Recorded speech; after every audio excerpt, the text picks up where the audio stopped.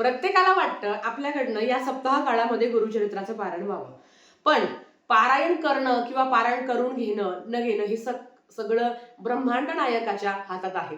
पण गुरुचरित्र पारायण करावं ही प्रत्येकाचं स्वप्न असतं, ती प्रत्येकाची इच्छा असते. आजच्या व्हिडिओमध्ये आपण गुरुचरित्र पारायण ज्यांना करणं शक्य होत नाही, पण हो गुरुचरित्र पारायणा इतकंच फळ देणारे 2 पवित्र अद्भुत दिव्य असे ग्रंथ आहे, त्याचं पारायण कसं करावं आणि अगदी साधे नियम पाळून त्या संदर्भातलीच माहिती आपण बघणार आहोत. तर चला व्हिडिओला सुरुवात करूया. नमस्कार सर्वांना. अवधूत चिंतन श्री गुरुदेव दत्त. श्री स्वामी समर्थ. तुम्हा सगळ्यांचं आपल्या चॅनलमध्ये खूप खूप मनापासून स्वागत. तर आता गुरुचरित्र पारायण करावा ही प्रत्येकाची इच्छा असते, स्वप्न असतं, पण काही कारणामुळे आता ते कारण असं राहू शकतं की 9 ते 15 मध्ये मासिक धर्म आहे, 9 ते 15 मध्ये लग्न आहे, 9 ते 15 मध्ये मुलांचे पेपर आहे, काही ना काही कारणांसाठी गावाला जायचं आहे, किंबहुना गुरुचरित्राचे काही नियम आहे ज्याचं पालन आपल्याकडनं होत नाही किंवा आपण करू शकत नाही. मग अशा वेळेस असे 2 पवित्र ग्रंथ आहेत ज्याचं तुम्ही पारायण केल्यावर गुरुचरित्र पारायणा इतकंच फळ मिळतं. याचा अर्थ असा नाही की गुरुचरित्राचं पारायण तुम्ही करायचं नाही. गुरुचरित्र पारायणाचं फळ एवढं आहे, अमृता समान ते पारायण आहे, त्याचं फळही तेवढंच आहे. पण आपल्याकडनं नाही शक्य होत तर आपण ह्या 2 दिव्य ग्रंथांचं पारायण करावं. त्याच्यामधलं आवडीचं श्री सप्तशती गुरुचरित्र सार ग्रंथ आणि दुसरं आहे संक्षिप्त श्री गुरुचरित्र. अतिशय सुंदर, अतिशय दिव्य. काय होतं बघा, आपल्याला वाटतं की चला आज ना मनात आलं गुरुचरित्राचं पारायण करावं, पण ना काय होतं 7 दिवस पारायण असतं, अडचणी असतात, बऱ्याच काही असतं, पण मनात आलं ना तेव्हा हे संक्षिप्त श्री गुरुचरित्र ग्रंथाचं तुम्ही पारायण करू शकता किंवा सप्तशती गुरुचरित्र सार या ग्रंथाचं तुम्ही पारायण करू शकता. हे ग्रंथ तेवढेच दिव्य, प्रभावी, सुंदर अनुभव देणारे आहे. आज ह्या 2ही ग्रंथाबद्दल तुम्हाला माहिती सांगणार आहे. सगळ्यात आधी तर श्री सप्तशती गुरुचरित्र सार, तर हे टेंबे स्वामींनी रचित हे सप्तशती गुरुचरित्र सार आहे. तर हे सुद्धा तुम्ही 5 दिवसाचं म्हणजे तुम्ही 7 दिवसामध्ये पारायण करू शकता. आता 7 दिवस एवढं गरजच पडत नाही, 1.5 तासात हा तुमचं पारायण होतं आणि काहीच नाही. हे अगदी पहिल्या म्हणजे खूप सोपं आहे, खूप छोटं आहे. मेन म्हणजे सोपं तर आहे पण छोटं पण आहे. आता सुरुवात कुठून करायची तर श्री दत्तात्रेय स्तोत्रम इथून सुरुवात करायची. नंतर चंचल मन स्थिर करण्यासाठी, कारण गुरुचरित्र ग्रंथ सप्तशती गुरुचरित्र सार, हे जे मन चंचल इकडे तिकडे भटकतं ना, याला स्तब्ध करण्यासाठी आपल्याला श्री दत्त स्तोत्रमचं पठण करायचं असतं, जे सगळं इथेच दिलेलं आहे. आता सुरुवात होते अध्याय पहिल्याची. बघा, मी तुम्हाला श्री सप्तशती गुरुचरित्र सार ग्रंथ दाखवते आहे. म्हणजे हा ग्रंथ आहे जो याचा अध्याय इथं सुरू झाला, जो इथे संपतो आहे की नाही छोटा. दुसरा अध्याय इथून सुरू होतो, इथे संपतो. तिसरा अध्याय इथून सुरू होतो, इथे संपतो. अगदी 1.5 तासात किंवा 2 तासात, 2 पण म्हणजे जर गुरुचरित्र ग्रंथ आपल्याला वाचायला गेलं तर एरवी पण आपल्याला 2 तास लागून जातं. प्रत्येक दिवशी 2-2 तास आरामशीर धरूनच घ्या. मग तेवढ्यात तुमचं हे संपूर्ण ग्रंथ तुम्हाला पठण करून होईल. काही नियम अटींमुळे, काही अडचणींमुळे जर तुम्ही ते पारायण करू शकत नाही तर तुम्ही ह्या ग्रंथाचं आवर्जून पठण करावं. त्याच्याबरोबर जे अतिशय सुंदर, म्हणजे सांगायला पण एवढा आनंद होतो ना, कारण महाराज हे पारायण करून घेतात आणि तेवढंच सुंदर, मला खूप जास्त आवडतो हा ग्रंथ. कधी मनात आलं तरी पण आपण पाठ करू शकता. आता हे काय आहे, संक्षिप्त श्री गुरुचरित्र. हा सुद्धा ग्रंथ तेवढाच पवित्र आहे. स्त्रिया वाचू शकता, काहीच हरकत नाही. पाठाचे काय नियम आहेत ते तुम्हाला मी, दोघांचे पण एक नियम आहे तुम्हाला सांगते. आता आधी आचमन करावं, कुठल्या कार्यासाठी तुम्ही करत आहात. इथून आहे रोजच्या उपासनेसाठी श्री दत्त गुरुमंत्र आहे, ज्याचं तुम्हाला पठण करायचं आहे. नंतर अध्याय पहिला सुरू होतं. हे जे आहे आता करुणा त्रिपादी, पहिलं जे आहे जे तुम्हाला ग्रंथ दाखवला याचे 53 अध्याय आहे आणि दुसरा जो ग्रंथ तुम्हाला दाखवला आहे तर हे 7 अध्यायाचं आहे. 7 अध्याय आहे. अतिशय छोटासा ग्रंथ आहे हा, पण तेवढाच फलप्राप्ती पुण्यदायी आहे. मैत्रिणींनो, जर तुम्हाला गुरुचरित्र पारायण करणं शक्य होत नाही 9 ते 15 मध्ये, तुम्ही रोज एक पारायण करा ना याचं किंवा याचं, जे तुम्हाला हे 2 ग्रंथ मी सांगितलं, रोज एक पारायण करा. 7 पारायण तुमचे घडतील. खूप सुंदर अनुभव देणारे दिव्य असे ग्रंथ आहेत. ज्यांची इच्छा आहे, म्हणजे खूप अशा महिला आहेत ज्यांनी संकल्पयुक्त 11 पारायण केलेले आहे, ज्यांनी 51 पारायण केलेलं आहे. याचेच मी तुम्हाला आधी सांगते, याचा अर्थ असा नाही की आपल्याला गुरुचरित्र ग्रंथ पठण करायचं नाही. पण आता समजा मासिक धर्म आलाय की अगं ताई माझा 9 तारखेला दुसरा दिवस आहे, मग आता हे पारायण मी कसं करू शकते, किंवा 10 तारीख माझी आहे, मग काय होतं ना आपल्याला, मग एक तर कोणी वाचणारं नसतं, घरातून कुणीतरी वाचणारं नसतं आणि आपले खूप हाल होतात.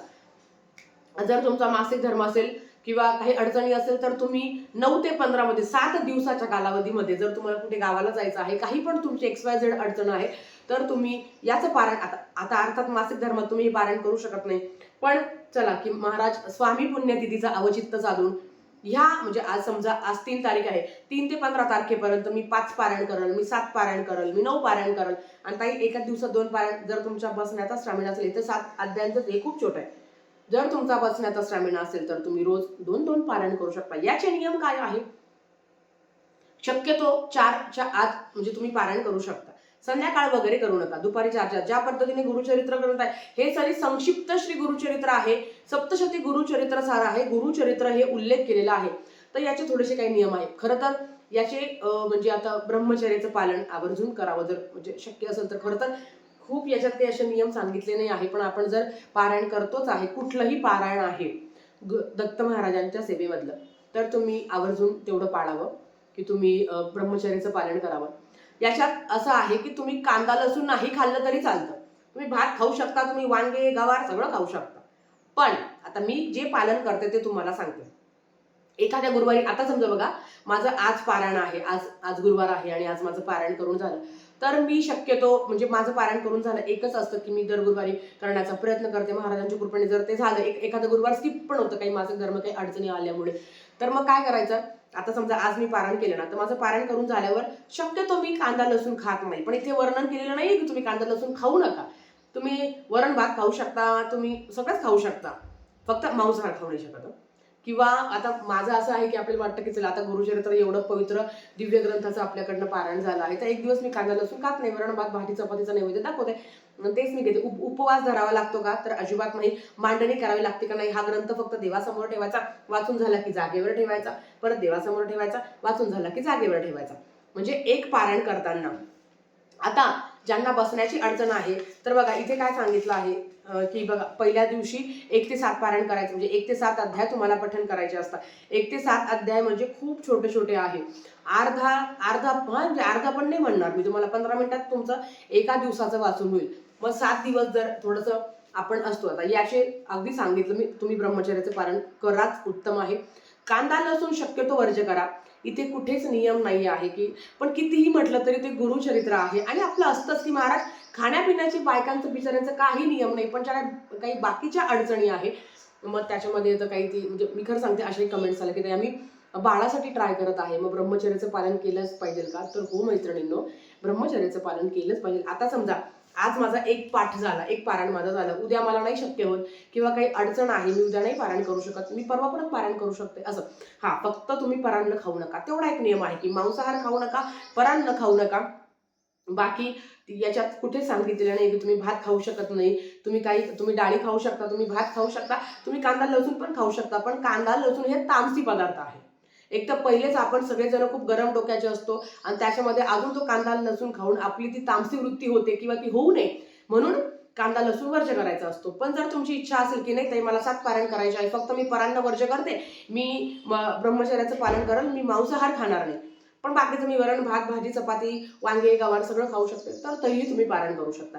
म्हणजे खूप काही याचे नियम नाही आहे, पण खूप सुंदर. म्हणजे तुम्हाला सांगते ना, हे असं बघा कुठलाही ग्रंथ सगळे आपले आवडीचे असतात, सगळे ग्रंथ खूप जास्त आवडतात, पण कधी वाटलं ना की नाही मला ना एक वाटतं कधी कधी आपल्याला बघा की मला ना पारायण करायचं, जोपर्यंत माझ्याकडनं पारायण होत नाही ना, मला माझ्यातली निगेटिव्हिटी जाणार नाही किंवा मी जो काही विचारांचा भ्रम डोक्यात साचलाय ना तो माझ्या जाणार नाही. जेव्हा आपल्याला असं वाटतं ना, तेव्हा खरंच हा ग्रंथ काढायचा आणि पारायणाला सुरुवात करायची. 7 अध्याय वाचायला म्हणजे तुम्हाला खरं म्हणजे एका तासात तुमचं ते पारायण होईल. खूप सुंदर प्रभावी दिव्य असा ग्रंथ आहे. जेव्हा वाटेल तेव्हा तुम्ही काढून हे पारायण करू शकता.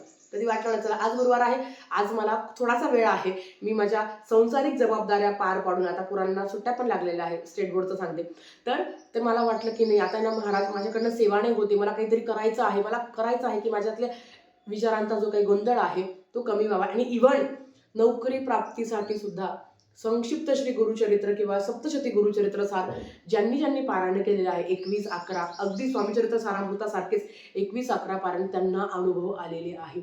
खूप सुंदर ग्रंथ आहे. आता ज्यांची इच्छा आहे त्यांनी आवर्जून ह्या 2 ग्रंथापैकी एका तरी ग्रंथाचं पारायण करावं. मैत्रिणींनो, माझं पण असं आहे की काही कारणांमुळे म्हणजे सगळं ते महाराजांवर आहे, आता ते करता करवित आहे. जर मला पण गुरुचरित्र पारायण करणं नाही शक्य झालं तर मी या ग्रंथाचं पारायण करणार आहे. मी याचं पण करत असते, पण हा ग्रंथ माहिती नाही का, पण मला याचं पारायण करायचं आहे. एक एक जिव्हाळ्याचा विषय आहे किंवा माहिती नाही, एक असतं आपल्याला एक एक एक बॉन्ड असतो, अटॅचमेंट असते. तर हा तो ग्रंथ आहे. खूपच सुंदर, खूपच सुंदर, खूपच प्रभावी, खूप दिव्य आणि मेन म्हणजे मनाला शांत करणारं, विचारांना शांत करणारं. परमेश्वर पाठीशी आहे. मनातली जी घालमेल होती आहे, काहीतरी होतं कधी कधी आपल्याला निगेटिव्हिटी वाटते, तेव्हा अशा वेळेस ना हे पारायण करावं. आणि मी तुम्हाला खरं सांगते, तुम्हाला गुरुचरित्र पारायण करणं शक्य होत नाही ना मैत्रिणींनो, या 2 ग्रंथ, आता यांच्यापैकी कुठला पण एखादा ग्रंथ तुमच्याकडे असेल तर तुम्ही पारायण करू शकता. 2-2 ग्रंथ घ्यायची गरज नाही, कारण ग्रंथ घेतलं तर ते वाचावं पण लागतं. हा पण एक नियम आहे. नाहीतर नुसतं मी सांगते म्हणून करा ग्रंथ गोळा असं नाही. आता हे ग्रंथ तुम्हाला कुठल्या पण धार्मिक दुकानात मैत्रिणींनो मिळून जाईल. आता मी हे केंद्रातून घेतलेलं आहे, मला आता याची किंमत बघावी लागेल. काय 30 रुपयाला असेल, सॉरी, हा ग्रंथ 60 रुपयाला आहे आणि हा ग्रंथ आता याची किंमत पण अशीच 40 रुपयाला आहे. ठीक आहे, हे असे 2 ग्रंथ आहेत. मैत्रिणींनो, तुम्हाला जे शक्य होईल तो ग्रंथ आणावा, धार्मिक दुकानात तुम्हाला मिळून जाईल आणि याचं पारायण करावं. काय असतं ना, गुरुचरित्र पारायण करणं खूप मोठं स्वप्न असतं, पण लहान बाळ आहे, आपल्या अडचणीच एवढ्या आहे, तर त्याच्यामुळे ना काहीच होत नाही ना, एक दुःख असतं. आपल्याला माहिती आहे, अगं ताई आज खूप सेवा झाली, किती आनंद वाटतो, आणि अगं ताई आज काहीच सेवा नाही झाली, आणि तेवढं दुःख पण वाटतं. मग अशा वेळेस ना काहीच होत नाही ना, तर मी हे पारायण करेल, मला खूप छान वाटतं, मनाला आनंद मिळतो. काही कारणांमुळे, आपल्या दर महिन्यांच्या अडचणींमुळे जर मला गुरुचरित्र पारायण करणं नाही शक्य झालं तरी सुद्धा मग माझ्या डोक्यात तेच आहे की मी हे करेल. आणि मी तुम्हालाही सांगेल मैत्रिणींनो, काही अडचण असेल तर तुम्हाला सुद्धा, तर हे या दोघांपैकी कुठलंही पारायण करा. स्वामी चरित्र सारामृत पण तुम्ही करू शकता, अडचण नाही. आता ते मी तुम्हाला ना नंतर इन डिटेल सांगेलच की 7 दिवसामध्ये तुम्ही काय काय सेवा करू शकता, कारण 7 दिवस हा सेवेचा बँक बॅलन्स वाढवण्यासाठी आहे. आणि तुम्हाला तेच ओरडून ओरडून सांगत असते की स्वामी पुण्यतिथी आली, प्रगट दिन आला ना, म्हणजे त्याचं अवचित्त साधून खरंच खूप सेवा घडतात. नाही तर एरवी काय होतं सांगा बरं, घरातले कामं, त्या जबाबदाऱ्या, दुःख सुख याच्यातच माणूस हरून जातो. म्हणून सांगते की 6 महिन्याचा तो सेवेचा बँक बॅलन्स इतका वाढवायचा आहे ना, की महाराजांच्या कृपेने आपण जेव्हा एखाद्यासाठी प्रार्थना करतो आणि कधी कधी एखाद्यासाठी सेवा पण घडते की महाराज हा व्यक्ती आजारी आहे, याच्यात आयुष्यात दुःख आहे, चला मी आज एक पारायण करते, त्याच्यासाठी करतो आपण. किंवा महाराज जेव्हा असा म्हणजे असं बोलू नाही, पण जेव्हा ॲम्ब्युलन्सचा आवाज येतो तेव्हा असं म्हणजे होतं, आपल्याकडनं लिखितलं जातं की याच्यात जो कोणी व्यक्ती असेल त्याला बरं करा महाराज, मी जी काही सेवा करते ती त्याला अर्पण, किंवा माझ्याकडनं जी काही सेवा आज घडली आहे ती त्याच्यासाठी आहे. तर हा सेवेचा बँक बॅलन्स आपल्याला वाढवायचा आहे, कारण जेव्हा आयुष्यात डॉक्टरही म्हणतो की आता सगळं देवाच्या हातात आहे, तेव्हा तो सेवेचा बँक बॅलन्स कामाला येतो. आणि महाराज कधीच कोणाचं काही ठेवत नाही, प्रत्येकाला. मग ते तुमच्या कर्माची पण शिक्षा असेल किंवा तुमचा पुण्याचा पण बँक बॅलन्स असेल, तो प्रत्येकाला महाराज देतात, ते कधीच कोणाचं काही ठेवत नाही. म्हणून अगदी गुरुचरित्र पारायण नाही करणं शक्य झालं तर हे 2 ग्रंथ आहे मैत्रिणींनो, याचं पारायण तुम्ही आवर्जून करू शकता. तर आजच्यासाठी फक्त इतकंच. झालेली सेवा स्वामींच्या चरणी मी रुजू करते आणि आजचा व्हिडिओ इथेच थांबवते. आवडला असेल तर लाईक शेअर सबस्क्राईब करा. व्हिडिओ परत अशा सेकंड व्हिडिओ सोबत. तोपर्यंत श्री स्वामी समर्थ.